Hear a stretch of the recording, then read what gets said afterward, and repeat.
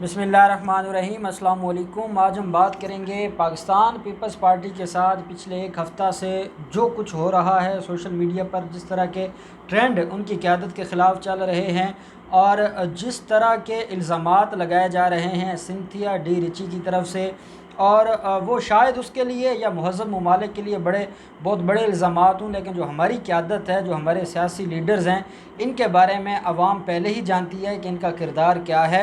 और शायद ये इन चीज़ों को ना कोई जुर्म समझते हैं और ना ये अपने लिए कोई हद के इज़्ज़त समझते हैं।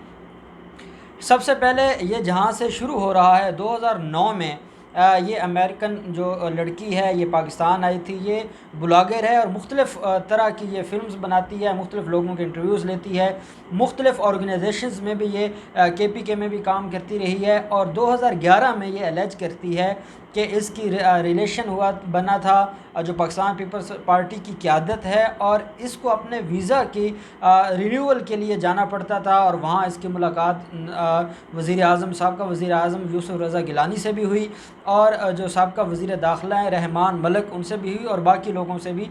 जिस तरह का इसने एक ट्वीट किया है 3 जून को, और बेनज़ीर भुट्टो के हवाले से उसने एक इल्ज़ाम लगाया है। मैं उसको इल्ज़ाम इसलिए नहीं कहता कि जो उसने ट्वीट किया है उसने को अपनी तरफ से कुछ नहीं कहा। उसने एक बुक का उसके अंदर एक तज़किरा किया है, और एक स्लेटर है, इंग्लिश राइटर है, उसकी बुक है, उसके पेजेस उसने शेयर किए हैं अपने ट्विटर अकाउंट में। और उस इंग्लिश राइटर ने बेनज़ीर भुट्टो के हवाले से लिखा है, और वो बेनज़ीर भुट्टो के करीब थी, और उसने बेनज़ीर भुट्टो के हवाले से कुछ इंकशाफात किए।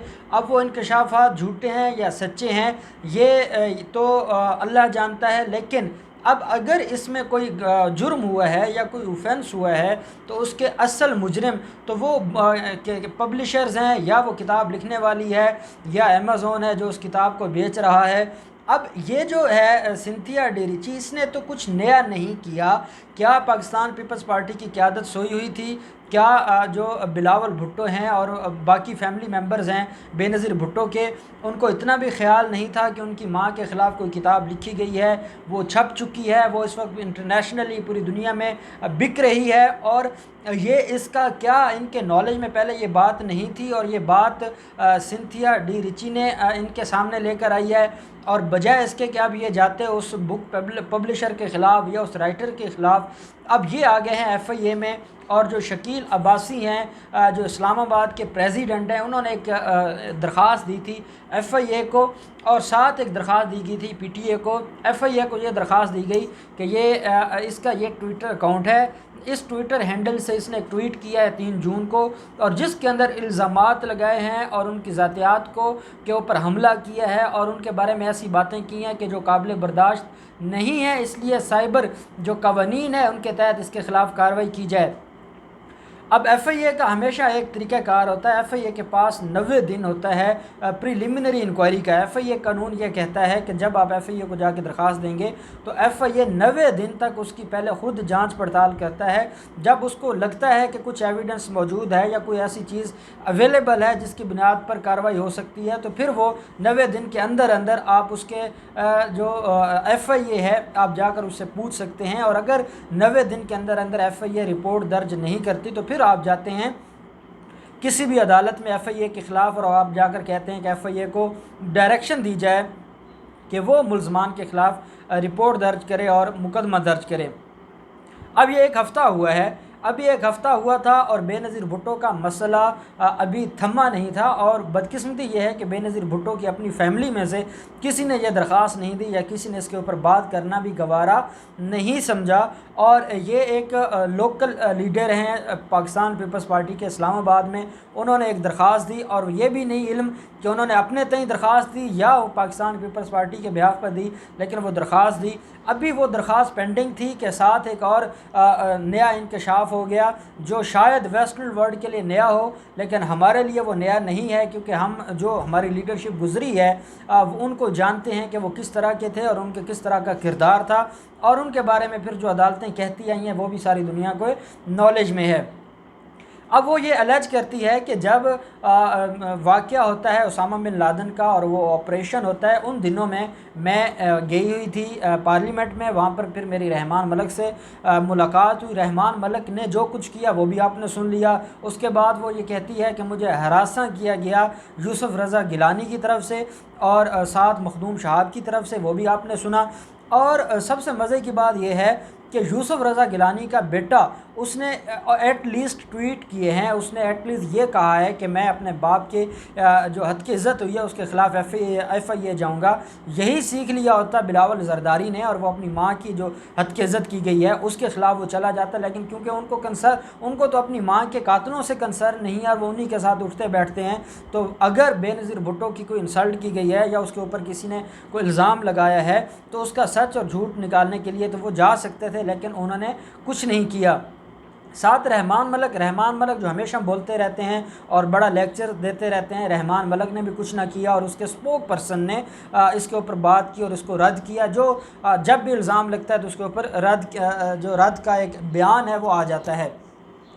अब जो इसमें सर बड़ी अहम बात है वो ये है कि साथ उसने सिंथिया ने कहा है कि जो PMLN है वो खुश ना हो। PMLN के लोगों के बारे में भी मेरे पास ऐसे इंकशाफात हैं जो आने वाले दिनों में वो ज़ाहिर करेंगे। और आपने देखा है कि PMLN को तो अपनी पड़ गई है। कल से जो कुछ हो रहा है हमारे मीडिया पर, उसके बावजूद पाकिस्तान मुस्लिम लीग नवाज़ की तरफ से ना कोई बयान आया है ना कोई स्टेटमेंट आई है। वो तो अपने जो उनके करतूत हैं उनको सोच सोच कर परेशान हो रहे हैं कि अगर वो पब्लिक हो गए और उसने वो लोगों को बता दिया तो वो पहले किसी को मुंह दिखाने के काबिल नहीं है और मज़ीद उनके लिए मुश्किलात बन सकेंगी।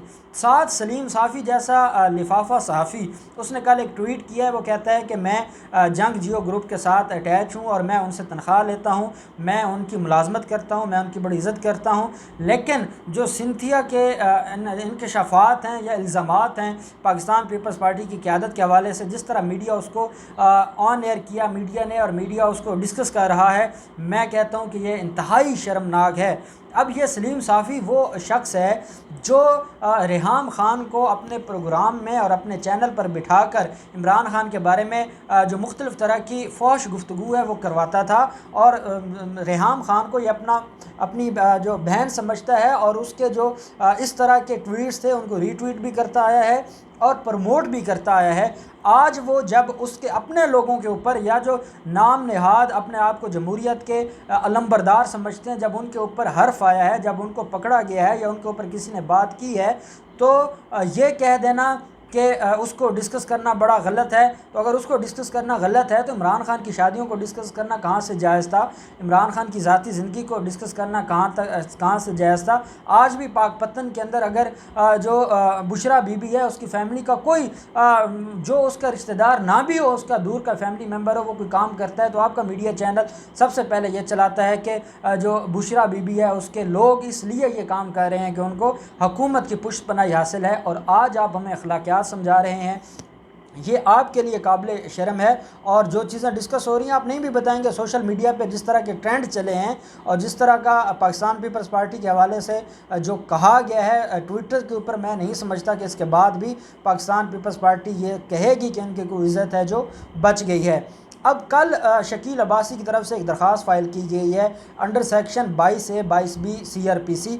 ये तब दर्ज की जाती है तब ये दरख्वास्त फ़ाइल की जाती है जस्टिस ऑफ पीस के ख़िलाफ़ पास। जस्टिस ऑफ पीस का ओहदा ये बेसिकली एडिशनल सेशन जज होता है जो इसको सुनता है, लेकिन वो बतौर एडिशनल सेशन जज नहीं सुन रहा होता, बतौर वो उसको एक अलग से एक जो एडिशनल ओहदा दिया जाता है जस्टिस ऑफ पीस का। और ये एग्जेक्टिव अथॉरिटी है, जुडिशल अथॉरिटी नहीं है। तो जस्टिस ऑफ पीस के पास इन्होंने एक दरख्वास्त फ़ाइल की है और ये हमेशा कोई भी जाके कोई झूठी दरख्वास्त दे दे और उसके बाद वो अदालत में चला जाता है और वो 22 से 22B की दरख्वास्त फ़ाइल कर देता है, तो ये इसके ऊपर नोटिस तो एटलीस्ट हो जाते हैं। और शकील अब्बासी ने भी यही किया है, उसने FIA को, PTA को और सिंथिया डी रिची को पार्टी बनाया है और एक दरख्वास्त फ़ाइल की है अंडर सेक्शन 22 से 22B CRPC के तहत। और उसमें 9 जून के लिए नोटिस जारी कर दिए हैं जो सिंथिया डी रिची को, FIA को और बाकी जो उसके अंदर जिन अथॉरिटीज़ को पार्टी बनाया गया है।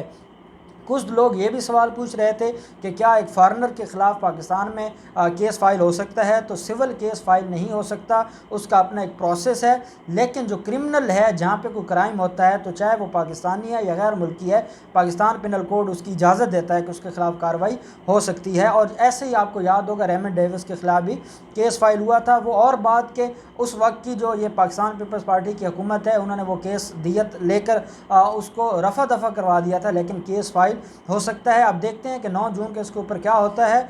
और सिंथिया डिरीची ने जो कहा है कि वो मुख्तलिफ लोगों के और PMLN की लीडरशिप के बारे में भी इंकशाफात करने वाली है। अगले आने वाले दिनों में हमें पता चलेगा कि इस हमाम में कौन कौन नंगा है और कौन कौन गैर अखलाकी काम करता रहा है और ये काम करने के बाद भी अवाम का लीडर बनने का दावा करता आया है। ये सारी चीज़ें आने वाले दिनों में हमारे सामने आ जाएंगी। जो भी डेवलपमेंट होगी आपसे शेयर करेंगे। अल्लाह हाफिज़।